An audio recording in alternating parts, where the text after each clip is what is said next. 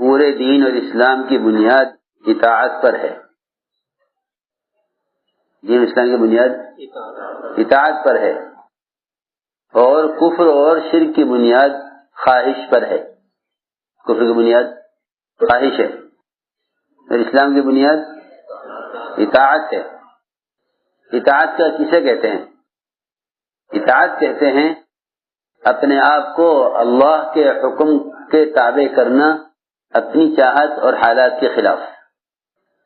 چاہت اور حالات کے خلاف. چاہت تو اندر کا تقاضا ہے، حالات باہر کا تقاضا ہے. ان دونوں اعتبار سے، اس لیے کہ اسلام کے دو دشمن ہیں، ایک دشمن باہر ہے، ایک دشمن اندر ہے. ایک دشمن اندر ہے وہ نفس ہے، ایک دشمن باہر ہے. دونوں سے مقابلہ کرنا ہے، دونوں سے مقابلہ کرنا ہے. تو میں نے عرض کیا کہ ان دو دشمنوں کا مقابلہ کرنا ہے، ایک اندر کی چاہتیں اور ایک باہر کی رکاوٹیں. ایک اندر کی چاہتیں اور دوسرے باہر کی رکاوٹیں. ان دونوں کے خلاف قدم اٹھانا یہ اطاعت ہے. اگر یوں دیکھا جائے کہ اس وقت حالات کا تقاضا یوں ہے تو یوں کر لیا جائے، اس وقت حالات کا تقاضا یہ ہے تو یوں کر لیا جائے. یہ بات سمجھنی چاہیے کہ یہ مزاج دور صحابہ میں منافقین کا تھا. یہ مزاج کس کا تھا؟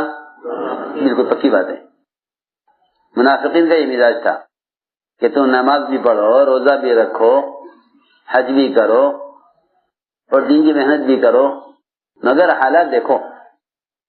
جن کا دین حالات کے تابع ہوتا ہے ان کا دین ناقص ہوتا ہے اور اس کا کوئی نتیجہ نہیں نکلتا. اس کا کوئی نتیجہ نہیں نکلتا، کیونکہ جب کوئی حکم آتا ہے تو اس حکم کے آنے پر حالات دیکھتے ہیں کہ یہ حکم تو آیا ہے مگر یہ حکم ان حالات میں چلے گا یا نہیں چلے گا. یہ مزاج کس کا ہوتا تھا؟ منافقین کا. پکی بات ہے. اللہ تعالیٰ نے قرآن میں منافقین کا حال اسی طرح بیان کیا ہے. وَمِنَ النَّاسِ مَن يَعْبُدُ اللَّهَ عَلَى حَرْفٍ، کہ ایسے بھی لوگ ہیں جو کفر اور اسلام کے بارڈر پر چلتے ہیں. کفر اور اسلام کے بارڈر، انہوں نے بارڈر پکڑا ہے چلنے کے لیے. چلنے کے لیے کیا پکڑا؟ بارڈر. جی ہاں، حالانکہ احادیث میں تو بارڈر سے بچ کر چلنے کا حکم ہے اور قرآن میں بھی ہے. لا تقربوا مال الیتیم، لا تقربوا الزنا، لا تقربوا، کہ تم دوسروں کے حقوق میں بھی حدود سے بچو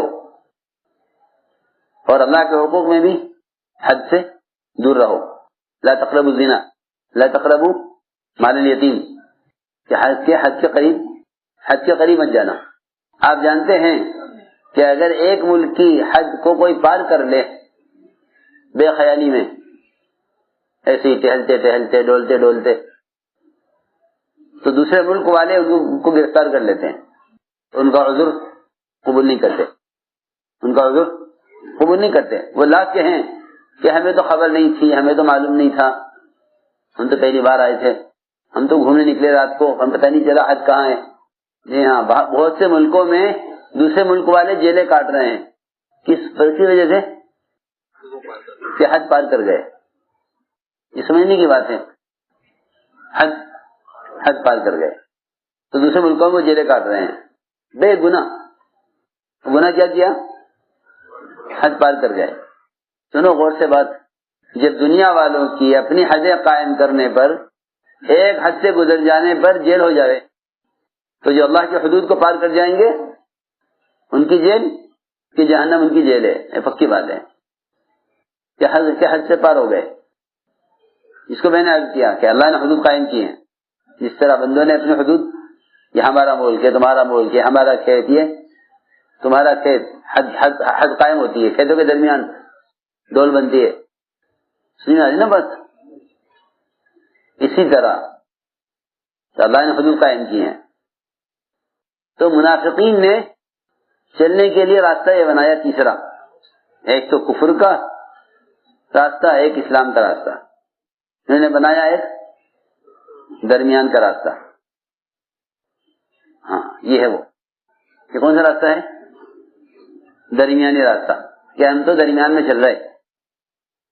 حالات دیکھیں گے, اگر اسلام میں حالات خراب ہوئے تو کفر کی طرف پلٹ جائیں گے, اور اگر کفر میں حالات خراب ہوئے تو اسلام کی طرف پلٹ جائیں گے. یہ بہروپی ہوتے ہیں. یہ کون ہوتے ہیں؟ ہاں بہروپی ہے. یہ حالات کے تابع ہو کے چلیں گے. اللہ کا ان سے کوئی وعدہ نہیں, نہ ان سے کام لینے کا وعدہ ہے, نہ ان کے لیے وعدے پورا کرنے کا وعدہ ہے, کچھ نہیں. کیونکہ انہوں نے دین کو کھیل بنایا, حالات کو سامنے رکھ کر دین پر چلنے کا فیصلہ کیا. تو اللہ نے قرآن میں ان کا حال بیان کیا.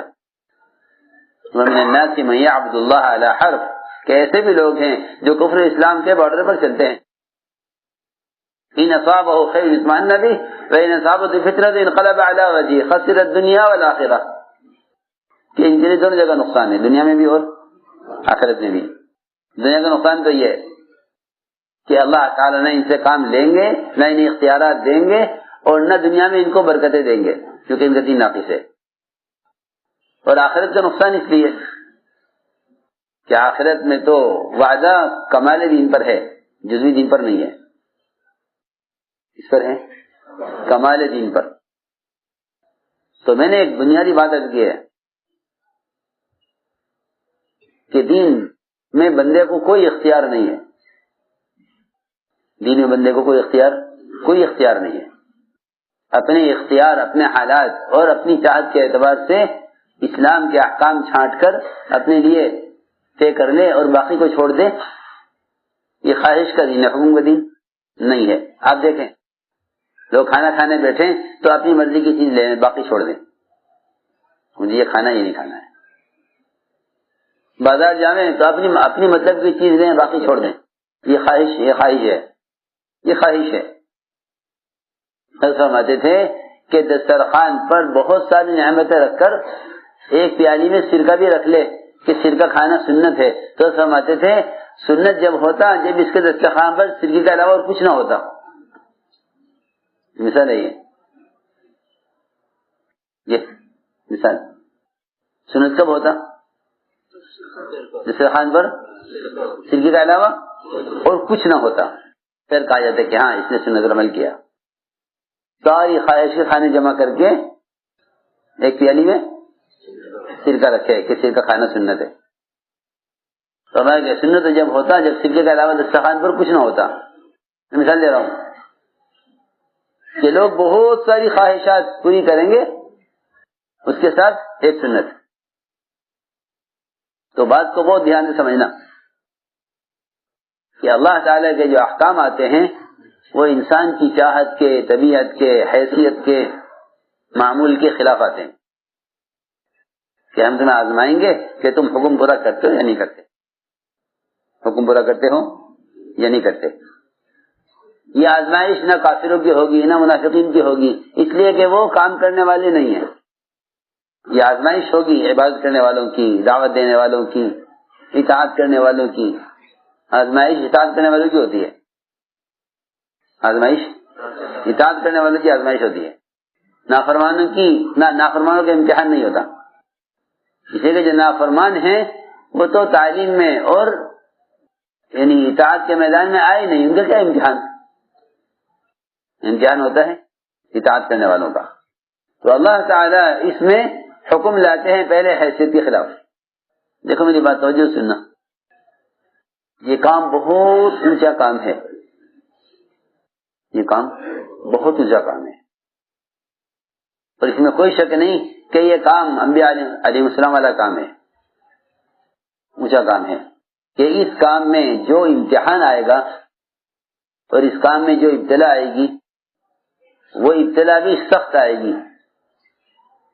کیونکہ فرمایا حضور اکرم صلی اللہ علیہ وسلم نے کہ جو شخص ہماری طرف آئے گا, جو شخص ہماری طرف آئے گا اس پر حالات اور مصائب اس پانی کے سیل سے زیادہ قوت سے آئیں گے جتنا پانی پہاڑ کی چوٹی سے نیچے کی طرف آتا ہے. آپ نے دیکھے پانی کے جھرنے, پانی کے جھرنے ہوتے ہیں, اوپر سے پانی نیچے کی طرف آتا ہے پہاڑ کی چوٹی سے, وہاں سے پانی پگھل کر تیزی سے نیچے اور چٹانوں کو سرکا دیتا ہے. شیطانوں کو سرکا دیتا ہے. اتنی قوت سے پانی آتا ہے اوپر سے, اس کی آڑ میں کوئی آ نہیں سکتا, بہت تیز اس کی رفتار ہوتی ہے. تو یہ فرمایا حضور اکرم صلی اللہ علیہ وسلم نے کہ جو آدمی ہمارے اس کام میں ہماری طرف آئے گا, اس کی طرف بیماریاں, حالات, پریشانیاں, ابتلاءات اس سے بھی زیادہ قوت سے آئیں گی جتنا پانی پہاڑ کی چوٹی سے نیچے کی طرف سے قوت سے آتا ہے. اس کا مطلب یہ ہوا کہ اس کام کے کرنے والوں پر امتحانات آئیں گے,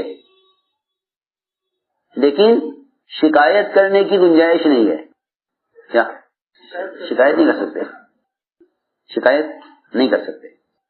کہ شکایت کرنے کا مطلب یہ ہے کہ آپ اس راستے سے خوش نہیں ہیں. جو آدمی جس راستے سے خوش ہوتا ہے اس راستے کی تکلیف پر بھی خوش ہوتا ہے, شکایت نہیں کرتا. شکایت نہیں کرتا. میرے ساتھ یہ ہوا, میرے ساتھ یہ ہوا, شکایت نہیں کرے گا. حضور اکرم صلی اللہ علیہ وسلم نے اپنی نبوت میں فقر کا اور تنگی کا راستہ اختیار کیا ہے, ورنہ آپ کو بادشاہت والی نبوت مل رہی تھی. آپ کو نبوت کون سی مل رہی تھی؟ بادشاہت والی. میں کہ نہیں, مجھے تو چاہیے نبوت فقر و فاقے والی, تاکہ مل جائے کھانے کو تو شکر کروں, اور نہ ملے تو گریہ زاری کروں, اللہ سے مانگوں. میں تو محتاج کی والی نبوت چاہتا ہوں, فاقے والی.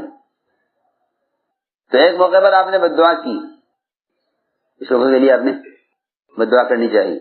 تو اللہ نے فرمایا نہیں, آپ کو اس کا حق نہیں ہے کہ آپ بد دعا کریں. ستانے والوں کو ہم جانتے ہیں, چاہے ہم ان کو ہدایت دے کر معاف کریں یا ان کو عذاب دے کر جہنم میں ڈالیں, یہ ہمارا کام ہے. ہم جانتے ہیں کہ وہ ظالم ہے. آپ شکایت نہ کریں. سنو غور سے, ستانے والے کفار و مشرکین جو آپ کے کام میں رکاوٹ بن رہے ہیں, ان کو راستے سے ہٹانے کے لیے بد دعا. اللہ فرمایا کہ نہیں, آپ یہ نہ کریں, آپ کو اس کا حق نہیں ہے.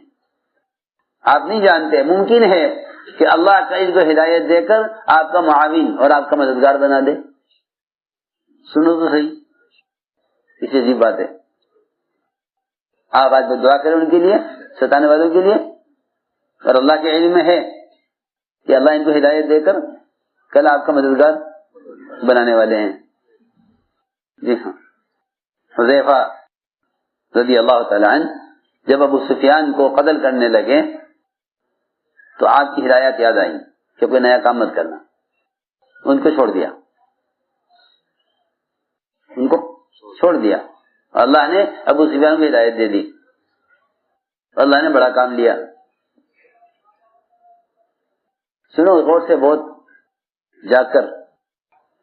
تو آدمی بعض مرتبہ کسی سے پریشان ہو کر بد دعا کر دیتا ہے, کیونکہ اسے معلوم نہیں کہ جس راستے میں یہ چل رہا ہے اس راستے میں نبیوں کی لائن کی ناگواری آئیں گی.